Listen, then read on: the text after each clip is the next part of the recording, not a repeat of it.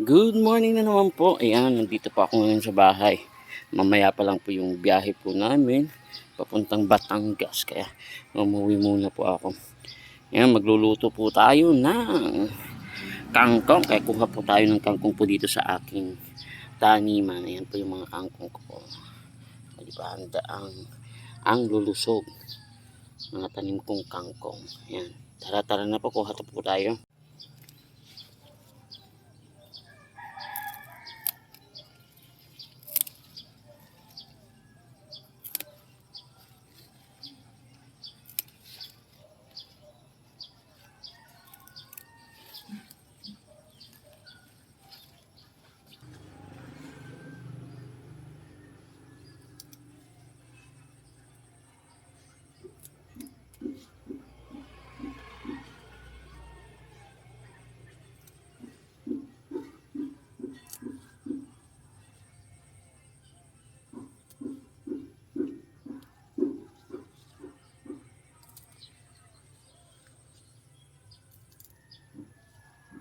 O, di ba?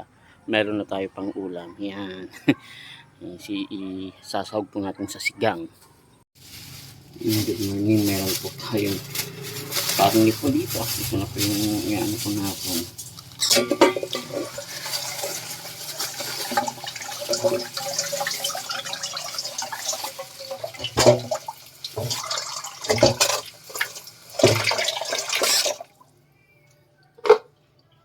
Sasahog din po natin itong kan. O, tingnan yung gabi. Ang laki. Ayan. Sa laki ng gabi po na to. Grabe. Ayan. Kaya luto-luto lang po tayo ulit. Lalo na mayroon po tayong pasyente. Ano sila. Kaya dapat lutuin po natin ngayon yung may sabaw.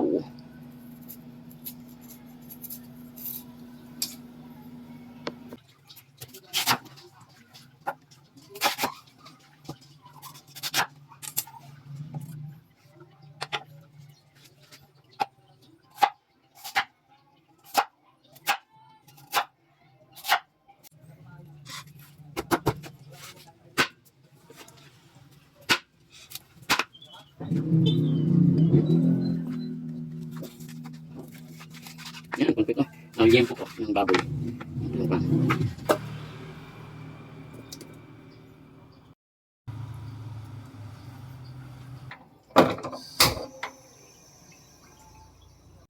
Nilagay na po natin yung una yung karne para maluto na po siya.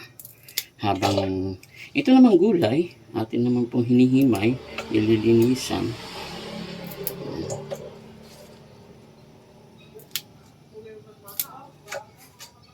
Hindi na po natin masyadong anuhin.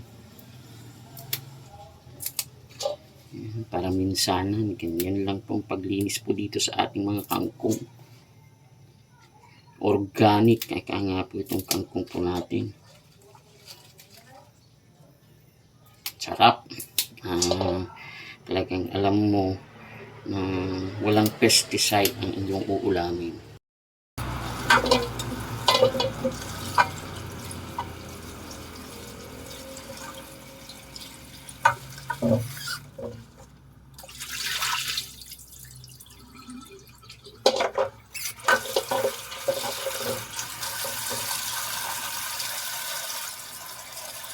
Babad lang natin konti yan.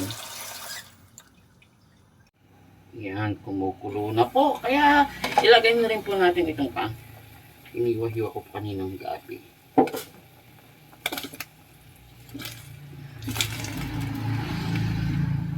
Ilagyan na rin po natin ng paminta kanina po yan. Yan, saka yung sibuyas na ilagay na rin po natin. Yan, pakulan po uli natin. Antayin po natin sa pag kumukulo po siya. Saka po natin yan, kumukulo na po. Lagyan na po natin ng konting asin.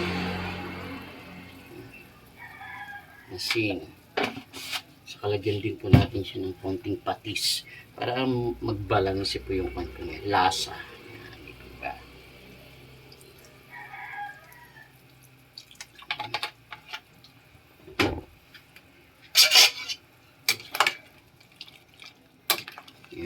palambutan. Tayo lang po natin palambutin po natin. Maging soft po yung gabi po niya. Kumukulo na. Tignan po natin. Kung malambot na po yung gabi po natin. Ayan. Napakalambot na po yung gabi po natin. At tuloy tikman po natin siya. Ano po yung lasa.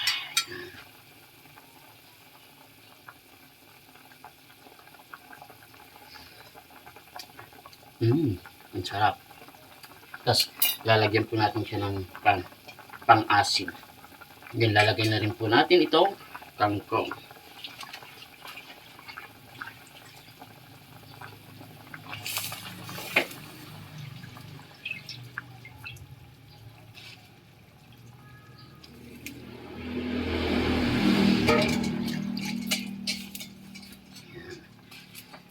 Mix lang po natin konti. And then, pag na-mix po natin, takpan lang po natin pang 1 to 2 minutes lang po ito. Hanguin na po natin. Pero, pag hinahang po natin, bago po natin siya hanguin, ilagay po natin yung pang-asim. Kaya takpan muna natin ito. 1 to 2 minutes lamang. Yan, okay na po yung kangkong po natin. Kaya, ilagay na po natin itong pang-asim.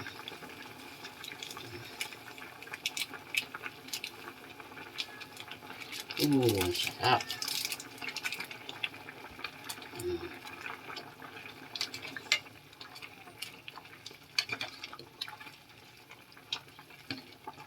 Yan, nalagay na po natin. Pakain na rin po natin.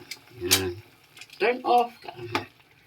I-off na po natin yung kan. Okay na po. Pwede na po tayong kumain. Tara-tara na po. Kain na po tayo. Ayan na po yung lutong ulam po natin. O, diba? Sarap.